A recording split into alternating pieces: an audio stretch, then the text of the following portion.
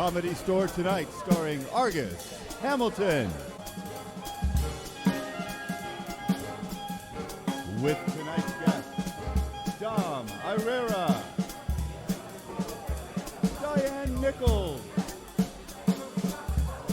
and now, live from the bowels of the world's greatest comedy club, the Comedy Store Tonight, starring Argus Hamilton. Hey, welcome here.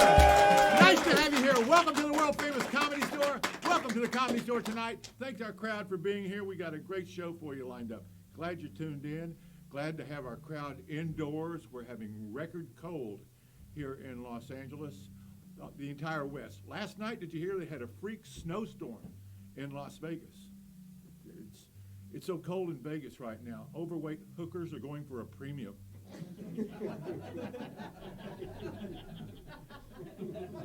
Nothing like body mass at a time like this. And the big news in LA right now, of course, is the Academy Awards are going to be this Sunday night. And let's be honest, it's going to get political. I mean, this town hates Trump. An actor friend of mine named Donald just changed his name to Adolf. Better chance of getting an agent. And right now, we're just between rainstorms in Los Angeles. It's just been terrible. On Friday morning, I got caught in a rainstorm, completely flooded in Koreatown. It was raining lunches and suppers.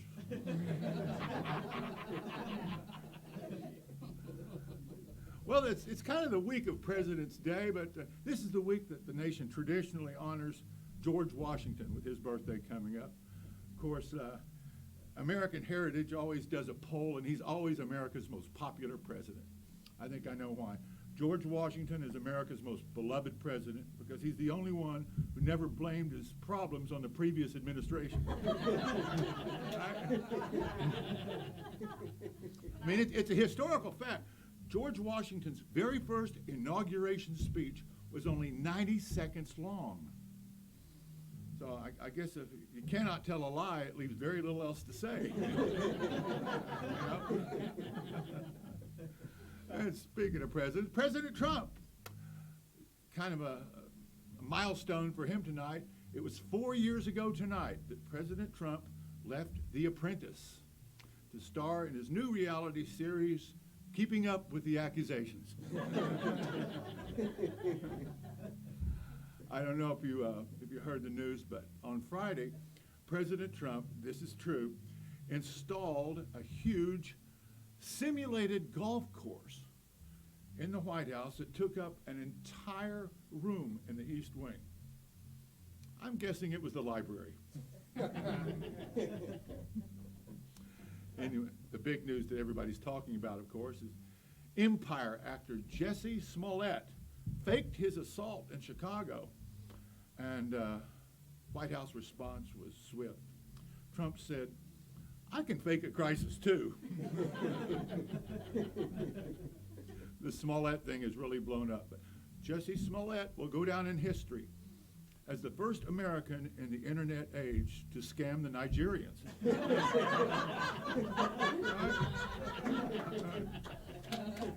I mean, it didn't, and there was a lot of tension early on in this thing. Let's be honest about it, you know. It didn't help early on when the Chicago police announced they were looking for 2 white supremacists, and then were flooded with applications.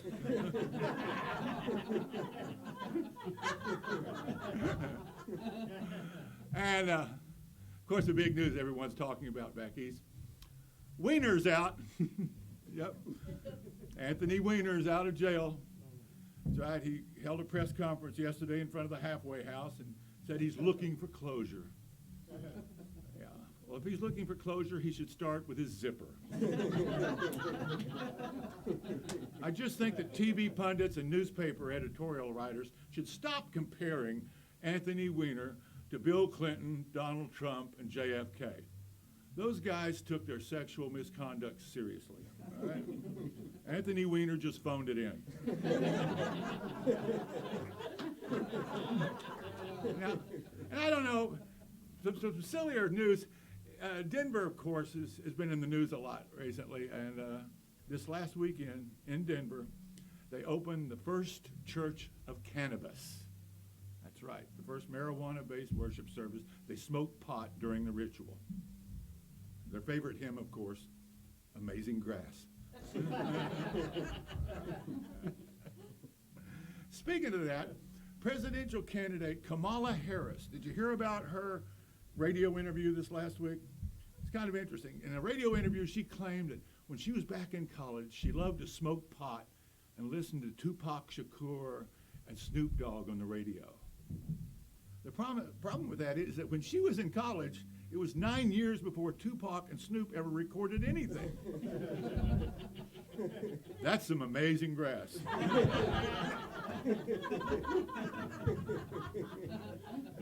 And finally, I'll tell you what, the big social media outrage today was Malia Obama got pictured drinking a glass of rosé wine, even though she's only 20 years old. Oh my God. If that's the worst thing, if you think that's the worst thing a president's kid ever did, wait till you find out that George H.W. Bush's son invaded Iraq. We've got a sensational show tonight. Two dear friends of mine and real pros. I'm telling you, Diane Nichols and Dom Irrera, and we've got you. We got a great show. I'm Argus Hamilton. So glad to have you here. Want to thank the people at Bacardi Rum for being our sponsor. We'll talk about Bacardi. We'll talk comedy in just a minute.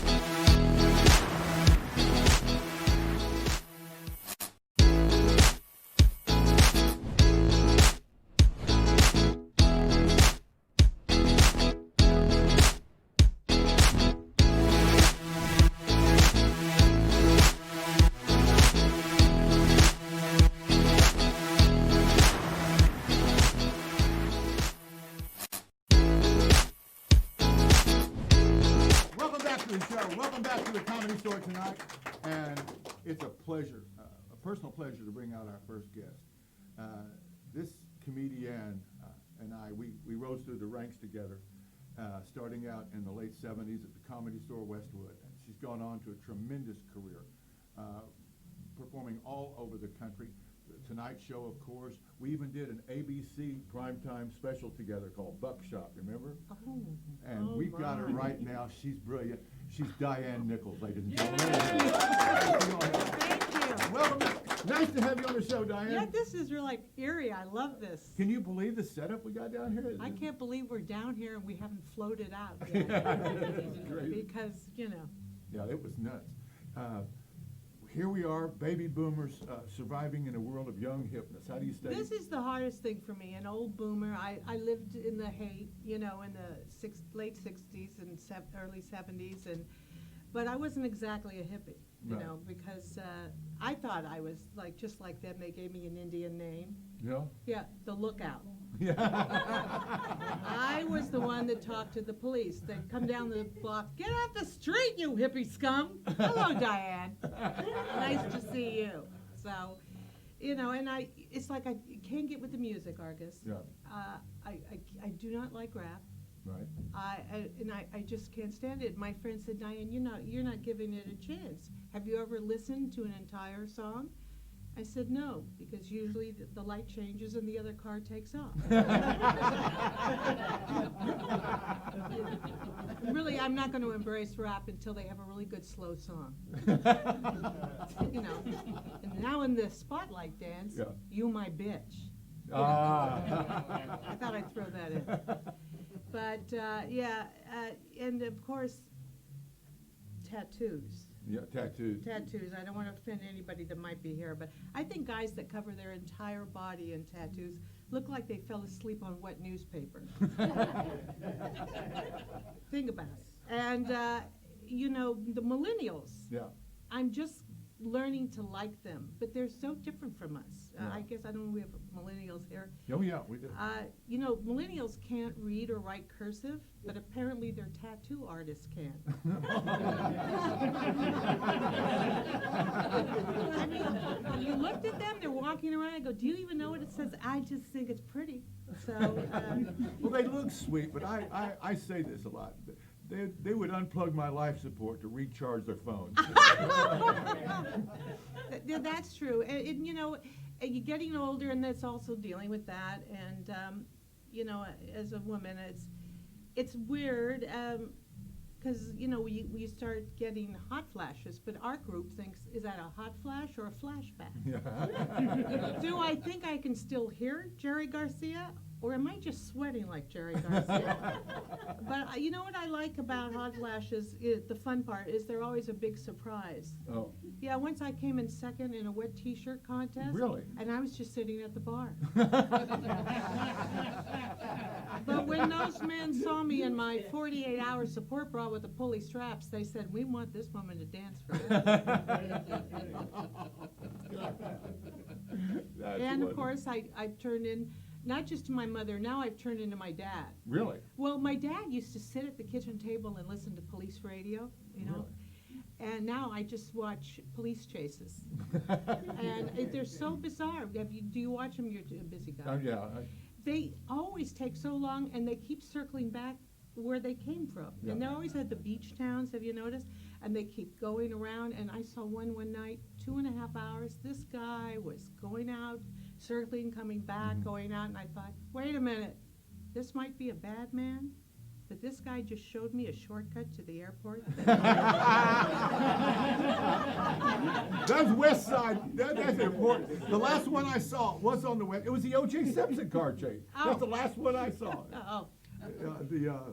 What was it? He's at the 10, he's at the 5, he's at the 405. God, it's a ritual. It's a worship service in this town. I don't know.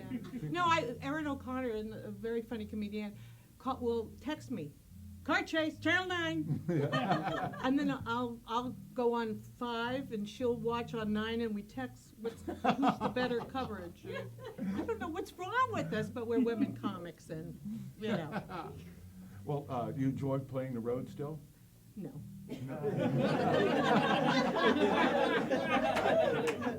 I don't do a lot of it, but I did Mazatlan. I recorded you call it an EP when you have to, when it's shorter than you planned. So it was, that was fun. Yeah. Of course, I didn't know what the money, I think the person I was traveling with, no, give me this, give me that. But at least it was very pretty and because we used to go to these small towns in the Midwest. Yeah. And, they just look at you like you're crazy. And it's different because guys in LA, I think, listen to women a little bit more, as long as you're talking about them. But I just find at a certain point, men don't listen to women. I mean, the last guy that listened to what I had to say was the police checkpoint on New Year's Eve. Really? Oh, and this cop wanted to know everything I was doing, where I'd been. I liked this so much, I went around the block and got in line again.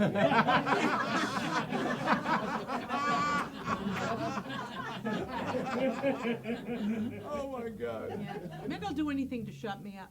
Yeah. One guy suggested bondage, then all he did was gag me. And I said, we're still in the restaurant. We're still in a restaurant. I wish I were lying, but that's, Oh, wow. So, tell me what, about your radio, you're on Sirius? Well, Sirius, if you're, they actually pay. Hello. Really? I know. What? All the comics we're talking about. No, they take your albums, your merch, Yeah. and they play it, and then Sound Exchange keeps an eye on them. Well, yeah. now, where did you record your album? Well, no, Mazatlan. That's why I went to Mazatlan. Oh, I wasn't listening. I'm a man. No,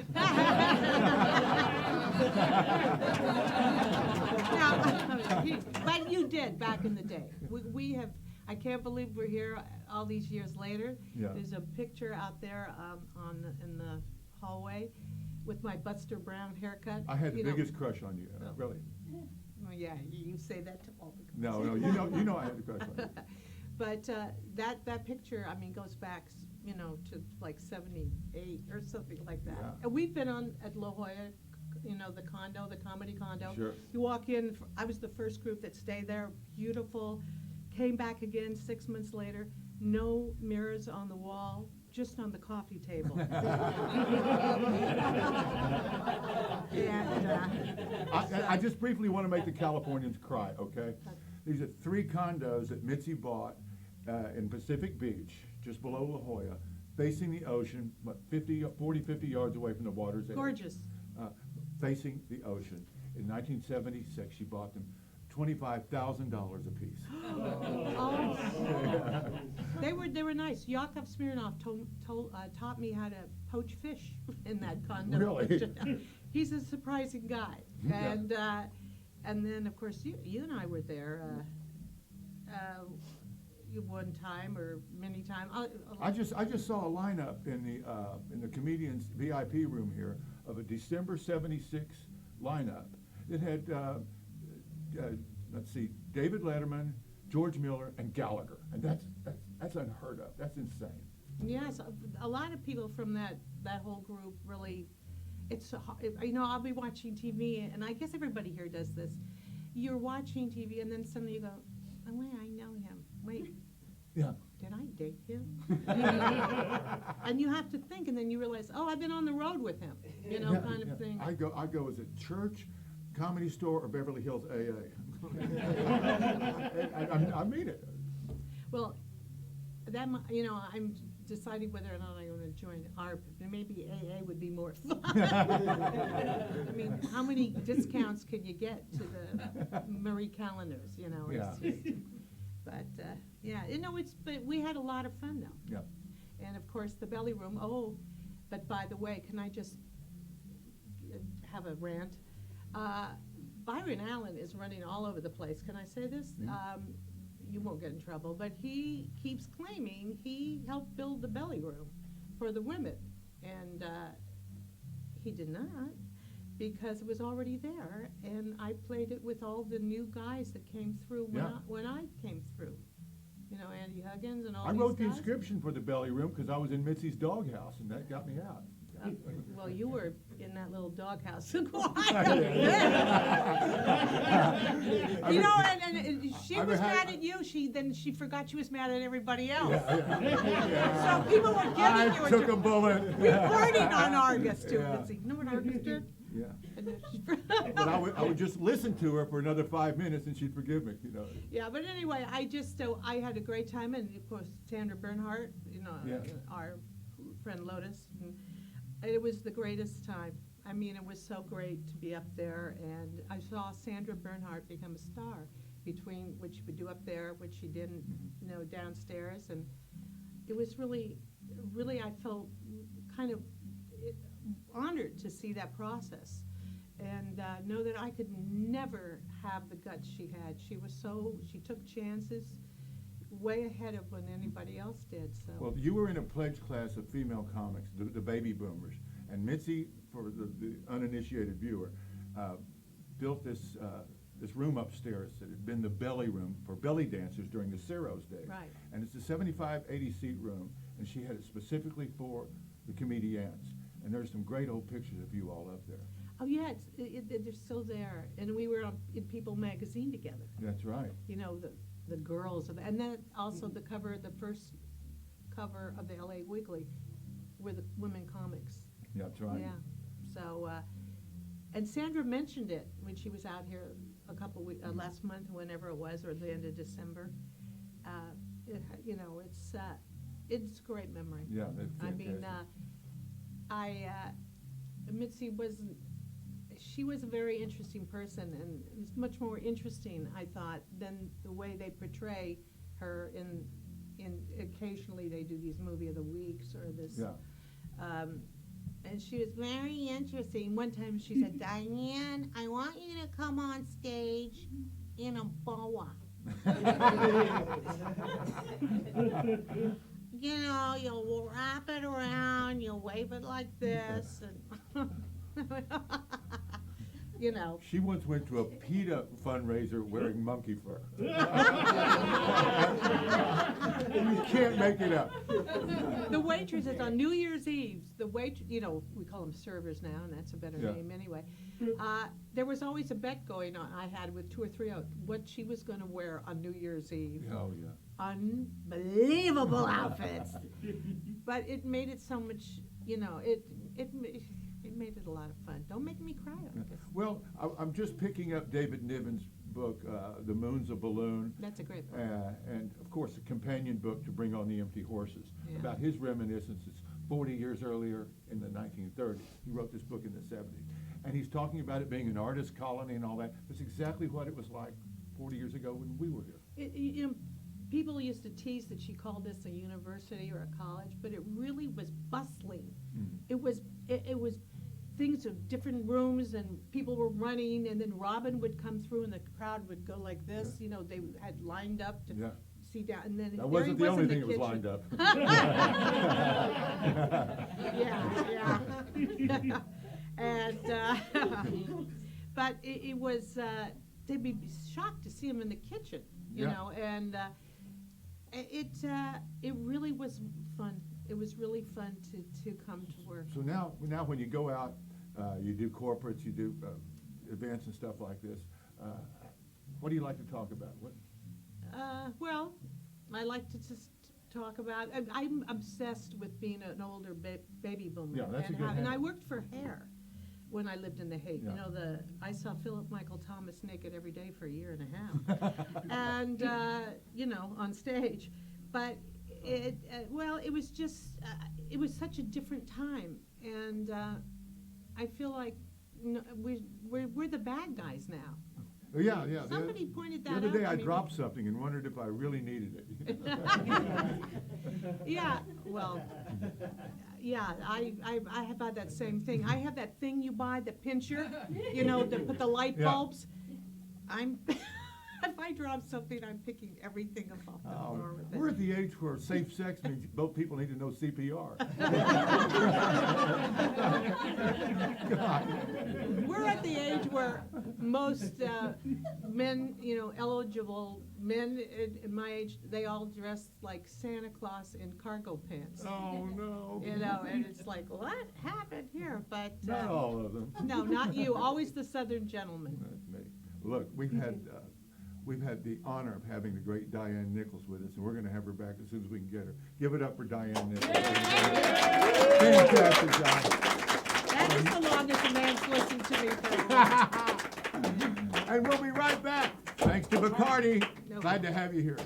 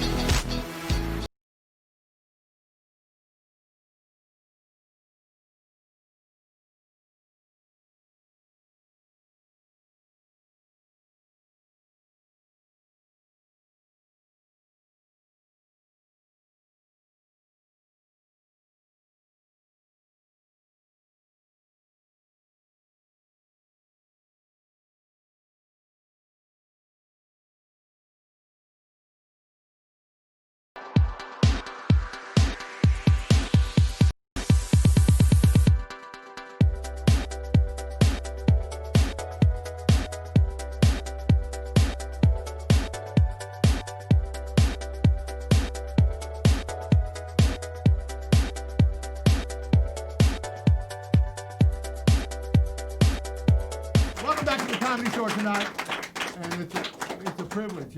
Diane and I were talking about being boomers, and we got two baby boom crowd killers left here at the Comedy Store. I'm one of them. This is the other one. The one and only Dom Irrera. Good to see you, buddy. Good to see you. How you been? Good. I was in the neighborhood and I thought I'd stop by. It's great to see these guys. Diane was very funny. Yeah. Don't expect that from me. I lost it 2 weeks ago. I was funny, and then after that, nothing. How you doing? You know, I always had a crush on you. We're in the right town. No one will judge you this side of That's right. La Brea. How you doing? I realized that I don't think I could actually be gay now because I'd probably get thrown out of the gay. Hey, Pops, you had your chance. Get out of here. I couldn't do the ab work to be gay. Anyway, how you doing? I'm doing Fantastic. You travel a lot? Why you gotta shout like that? You're getting such big laughs. I got to step over. I do travel a lot. I do. You know, it's funny. I go to different places. So I've been going to Ireland for 25 years, right? Really? And every fucking. You allowed to curse on this? Sure. Cock. Suck that cock. The press always asks the same thing. Now, because I'm from Philly, I'm Italian, they go, do they get you in Ireland? I go, no, that's why I go back every year, because they don't get me. And it's so nice to hear my act in peace and quiet. While I interrupt with laughter and applause. But yeah, I have some favorite places. That's one of them. We go to Kilkenny every year. Yeah. Go to New Zealand, Australia, where I Now, do you kill. I'm not a bragger, it's a gift. Look at it putting their head on his shoulder tonight. If you make love, can you give me a little shout out? Yeah, I'm talking to you. What are you? Well, you were raised like the comic strip in New York. Was that? I started at the comic strip, but really got the better spots at the Improv. Yeah. And then I worked all three. And when I came out here, I wanted to come out to LA just at least, not with a picture in my hand, just like having done some TV, some reason to come here. And I got Star Search. Yeah. Right? And I was all excited. I come out here and I auditioned for Mitzi. And that was cool, you know, and I passed, you know, like, I was talking to somebody who works with the other clubs mostly. Yeah. He's still auditioning here 10 years. He still hasn't passed to become a paid regular. Can you imagine? Like, hey, bro. I mean, I would give up 10 years. Yeah. But I mean, I passed the, and I go back to New York, and they go, "How'd you do it?" I go, "I passed.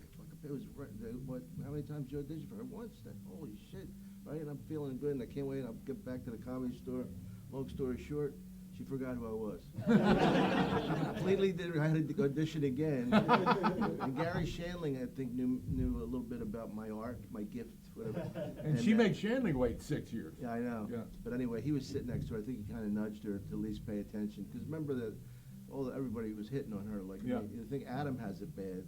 Yeah. She had it 10 times worse with all those, because especially some of the talent she had to turn down. Yeah. She would tell me, like, he's already made it, Dom. Tell him to go back to New York. Thanks, miss. Thanks for your help. God. Well, you did Star Search. Was that the Ed McMahon? Yeah. You got a bid out of Ed McMahon from that. Yeah, well, you know, it's funny because it ties in with the first Tonight Show set I ever did, because I had this joke about Ed McMahon. You know who he is? Yeah. And the joke was, I met Ed McMahon, what do I say, 35 years in the business. What do I call him Ed? Do I call him Mr. Ed? Do I call him Mr. Eddie McMahon, Mr. E, Mr. Ed? Mr. You big fat fucking you talentless hump kissing Johnny's ass for the last 30 years. What do you do? I don't mean that in a bad way. So I go to do the Tonight Show. Now, I didn't know that he knew the bit. Oh. Yeah. Later, I met his daughter, and she told me he loved the bit, but I didn't know. So he comes up to me, and he's a big mother, and he pulls me towards him and goes, "Hey, good luck tonight." I thought he was going to sucker me, you motherfucker. And that was my first Ed McMahon experience. And I didn't get the couch. I'm so sorry, I didn't get the fucking couch. Everybody asks you, like, getting the Tonight Show is not enough. I did the Tonight Show. Did you get the couch? I know, I'm a loser, I guess.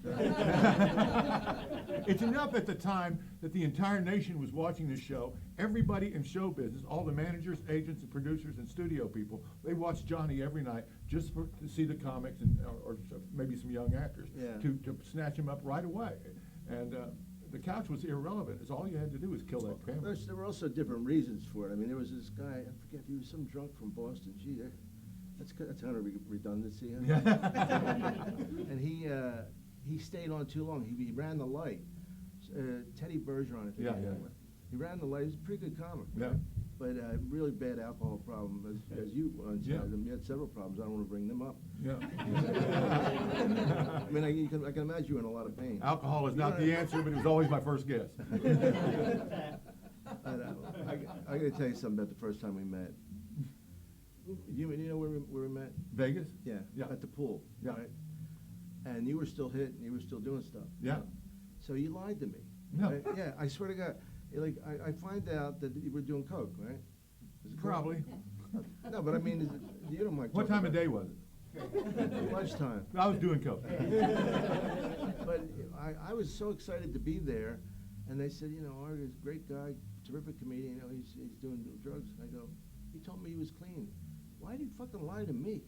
What do I give a shit? I'm happy for you. Because 2 hours earlier, I was. Do you go to meetings still? Oh, very active. Beverly Hills AA. It's great. Oh, God. Fantastic fellowship. It always kills me, when they tell you they're a comedian, they're a comedian, they're an alcoholic, and they look like an alcoholic, Like, hi, I'm Bob, and I'm an alcoholic. Gee, Bob, we had no idea. That purple nose of yours didn't give it away. those yellow eyes.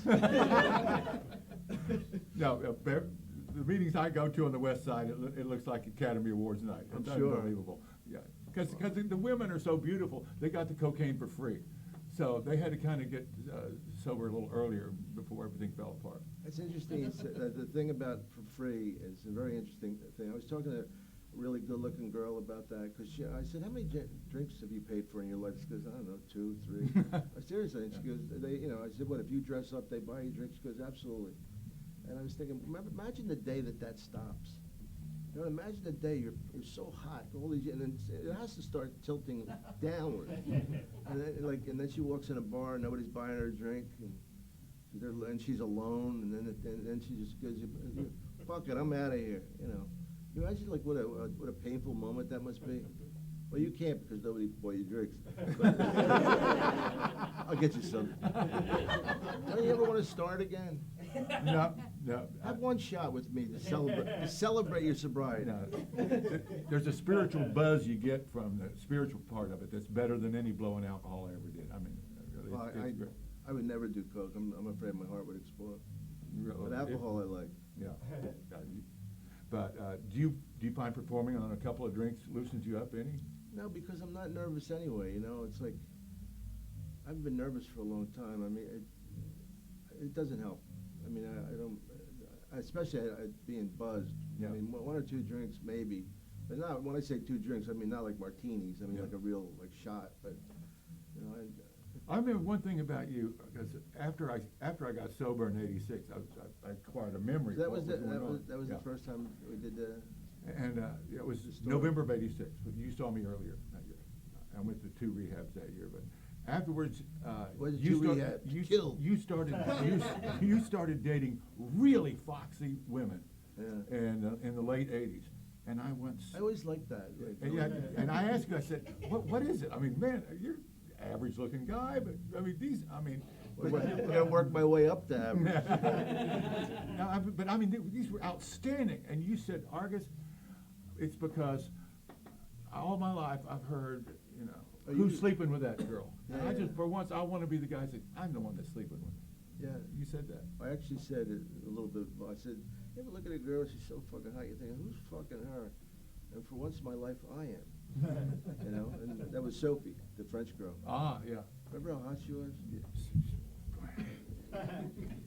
And I cheated on her for like some big fat pig.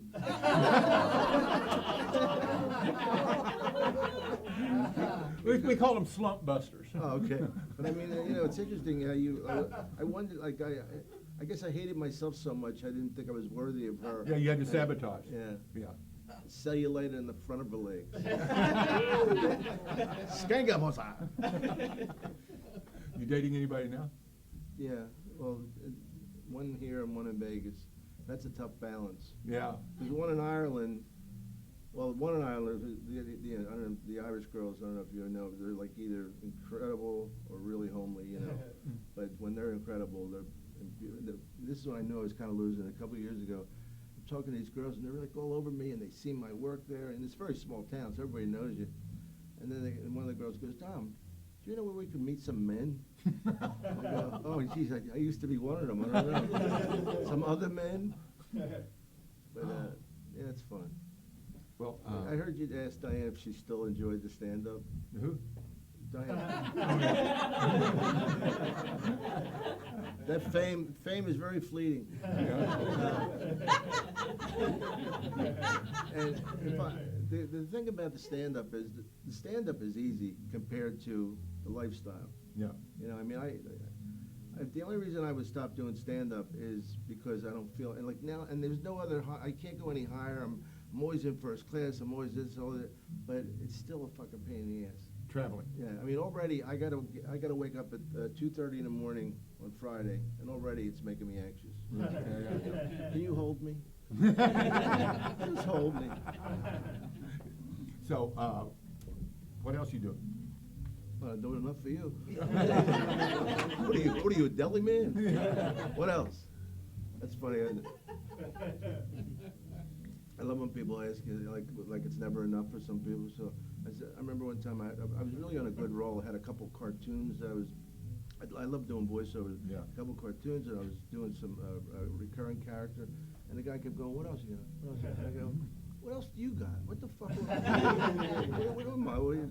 What do you got? Like a new kind of fizz, a Jiffy Lube that I don't know about?" But I really still enjoy it, and especially with like these podcasts, get me out to people, like especially like Joe Rogan. I do his podcast. They get me a new crowd. I went to Australia, true story, and stop me if you heard this. I went to Australia, and there was all these kids in the front, like 18, 19, because the drinking age is 18 there. Yeah. And I go, "What are you doing here?" And they go, "We heard you on Rogan." You know, isn't that cool? Like it makes the whole thing so much smaller. Yeah. You know, it's not like one type anymore. It's like if they like you, they like you. Well, but we have a lot of comedians that watch this show, and so you started out in the late '70s, early '80s in New York. I was. What comedians did you come through the ranks with? I told you that Diane and I came through together. But it was a little before that. It was W.C. Fields. Cracked me up. Yeah. I didn't really watch comedians as much as the actors. The actors made me laugh. You know, like the Zero Mostel and Gene Wilder and The producers. I mean, people always ask me who's your favorite comedian, who did you grow up with? Woody Allen to me was the. And I go, you fucking greaseball from Philly. What do you know about this intellectual Jewish from New York? I go, that's what I think he's brilliant. Yeah. You know. But when you go through open mic, who was your pledge class back there? We didn't really have an open mic. I mean, they had some. I just kind of auditioned at this place called Trudy Heller's, and all of a sudden I'm the host there, and that was good because I could improvise, you know. Yeah. And I didn't plan on being a comedian. I didn't even plan on being an actor. I was so fucking lazy that this priest who was a friend of mine never touched me. I couldn't resist. You wouldn't blame him because you were a very handsome child. What about me, Father? I used to have that joke. I never was molested. I used to think, what about me, Father? What, I'm not hot enough for you? Oh, the O'Malley twins get it twice a week. You couldn't stick it to little button.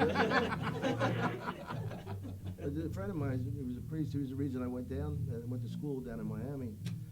And he said to me, you really should major in drama because you seem to have talent in that area. I said, I'm not fucking ready to major in drama. I don't want to be doing Bye Bye Birdie with the football team and all this shit. And then he says, well, there's no term paper in drama. I said, what do you mean? He said, well, you just do a little show and that's it. There's no. He said, you have to do a term paper? I'm in. That's how I got in there. Wow.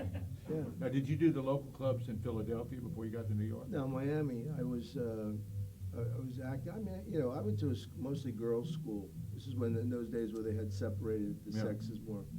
So we got a lot of parts that we never got if I was like a graduate student at Northwestern or Yale or something. Never.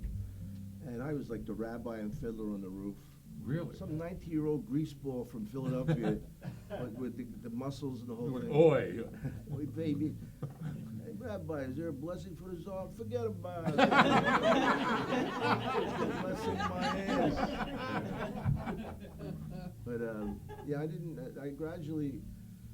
It was about money by the time I did stand up because I was in plays in Philly and I realized I couldn't go any further, and then when I went to New York and I got an improv group called the First Amendment, and we were called the Broadway Local. But an interesting thing about anybody who has aspirations for being in this show business, you never know. Yeah. And Bruce Willis was a friend of mine. He was a bartender. Yeah. And I said I had to like slow down so I could make some money. Started to do stand up. Yeah. And they said, they auditioned some people, and Bruce didn't get it. Really? Yeah. I mean, doesn't it tell you something about show? I mean, I didn't know he was going to be a movie star, but I thought he was really always charismatic. Yeah. You know, and I thought, wow, people should learn from that. I think you never know. I mean, you always got a shot. I was talking at Penn speaking at Penn rather, and it was cool to go back to my neighborhood. I'm from the University of Pennsylvania, that neighborhood. Yeah. And I said to the kids at one point, I said, I don't know how anybody makes it in this business. And then I bailed myself out. I go, but somebody's got to make it. Why not you? Yeah. You know, and that made it a little more feasible. Well, you certainly made it, and you made my night by showing up because you scared me. I had a dream. I didn't know if I. And in the dream, I was telling you, we'll do it next week, right? Well, sorry about this week. And so that's why I called you. Yeah, I didn't know. I'm so glad you made it. Aren't you glad you made it? Yeah. John, fantastic talking with you. Yeah, you too. Good. And when you get back from Ireland, come back and tell us some stories. I got to tell you that, not to make it the Sammy Maudlin show, that monologue was excellent. I think. So I heard somebody say, boy, what a good monologue. I mean, that monologue was as good as anybody's. Great, you know, that's it. Well, thank you. This is what I was born to do. I finally got around to doing it. Thank you, John. Appreciate it. John Irrera, ladies and gentlemen. Let him have it. And now, by the way, we want to thank Bacardi for being one of our sponsors. And I want to tell all you college freshman guys out there, you want to have some fun with the ladies, you want to get to know them, you want them to like you, here's what you do. You take one of those frozen canisters, remember the pink lemonade things, the little cylinder things?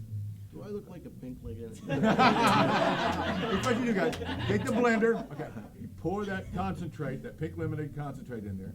You fill up the canister with Bacardi rum, all right? It's the best, it's real rum, sweet, perfect. The women won't know what hit them. Then you put it right in there, and then you put 2 more things of water with that canister. You put the top on, and you blend it up to slush or puree, okay? And then you serve it to the Pi-Fis when they come over to the house. And 2 drinks, everybody will be telling each other the truth and falling in love. Thanks to Bacardi Rum, our sponsor. Ed McMahon, top that with your Budweiser now. We'll be right back after this. John Irrera, ladies and gentlemen.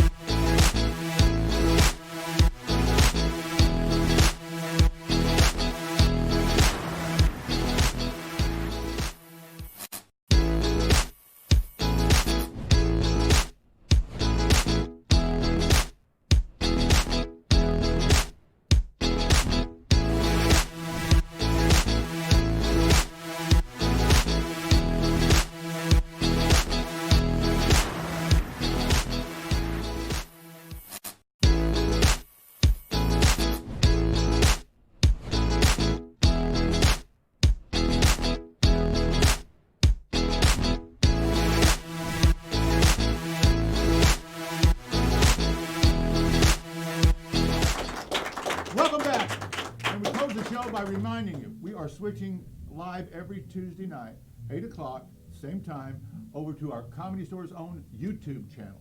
So go to the Comedy Store YouTube channel for the live show, and then of course you can look us up on Facebook anytime the rest of the week. But do it live because we need the numbers to help build this show, and we need you here every week. We'll be here, and we'll be putting on the best show in the world. Ladies and gentlemen, Argus Hamilton, welcome to the Comedy Store tonight. And I want to thank Lauren Taines for producing me personally. Wish her a safe journey back to Miami for a couple of weeks, and thank our audience.